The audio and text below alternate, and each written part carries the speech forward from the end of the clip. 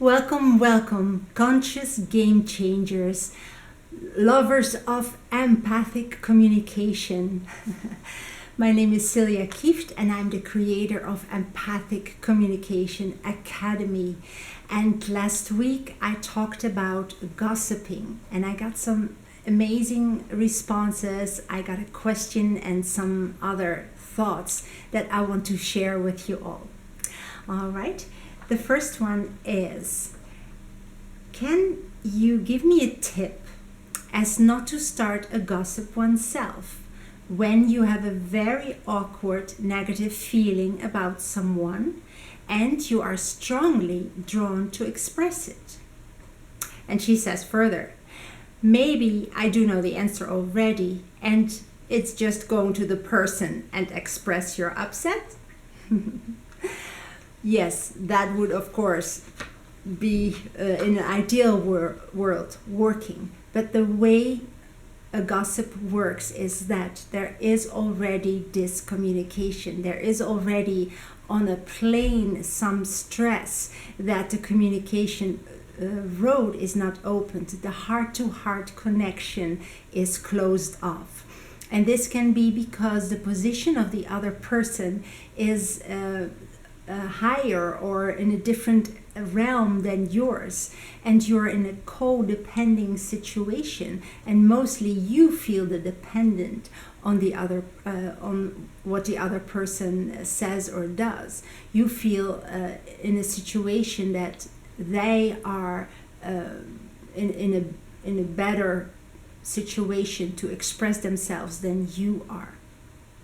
Also, it may be very unclear where it comes from, and also it may be very unclear for you yourself why it touches you so deep. So how would you want to express that? How could you express that? Okay, so it's no wonder that you may shut up, you may take your stand of not being in the neighborhood of that person, but you still have that stress and you want to express it to someone. All right, the first tip I want to give you is stand still with yourself. And of course, you know already the saying that you only can change yourself, and that counts for this especially. All right, so what can you change of yourself? You can change to see what does it remind you of. What is the upset underneath? Because this one may just be something that triggered other things. This may not be it. This may just have been a remark, but this remark touched you deeply. And that is because there are already situations teamed up. They're already piled up in you that had similar feelings to it. Dive into yourself, look in what situation you had similar feelings. And if you have essential oils handy, you can smell those and do some release, but you also can do some release in self-questionnaire and ask yourself, do I still want to keep that? Or if it reminds me of what else does it remind me of? And by peeling back, you can release quite some stress, and then look at it again and see if you could address it to that person. Now, the wording of how you address it, that's the second one. So you don't want to say, you said something mean to me, okay? And you could not even say that way, right? But you feel it is mean, so you can describe what that mean thing is. You say exactly the words that she said. When you said this or this to me, I felt. And then see if you can express that. Now, of course, you may think, she doesn't care, she does not want to relate at all with me. And there is where you feel the communication stops already. The heart-to-heart connection is not open. If it is that strong, if you feel like that person does not even care what you might feel, would not even care about your relationship, then work the most on yourself and try to send love and light and understanding to that other person. Yes, even if you really dislike that person. In the training, we do some mandala work with that, and with three major sentences.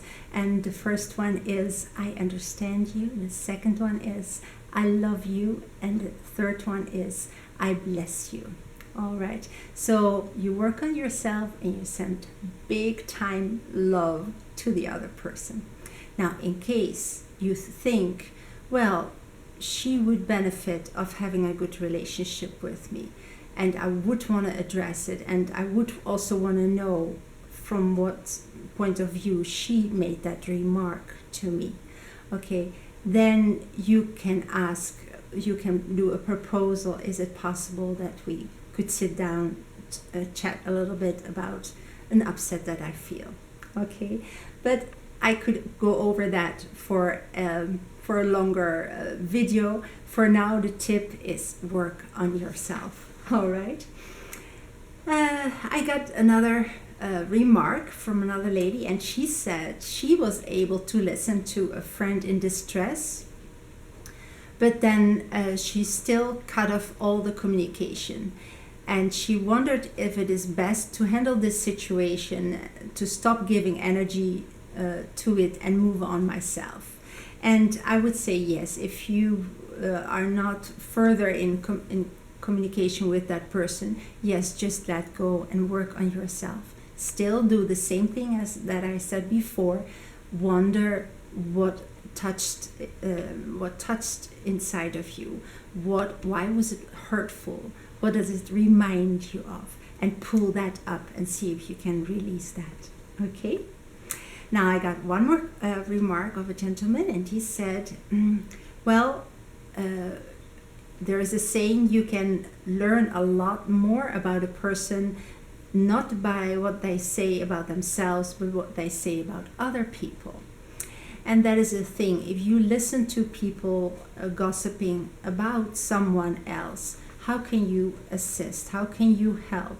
Instead of thinking, oh, they're gossiping again. Okay, can you be of a bridge, or can you be the person who changes that dynamic? Are you in a position that you may offer your help? And then it gets to really deep listening to that person, where that upsets comes from, just to give them the chance to review it, to hear themselves talking. And that is what I described in the little post that I made, and you do all the steps that we discussed in that one.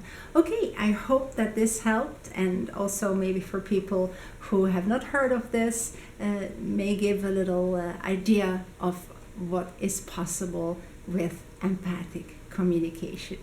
Have a great day, everybody.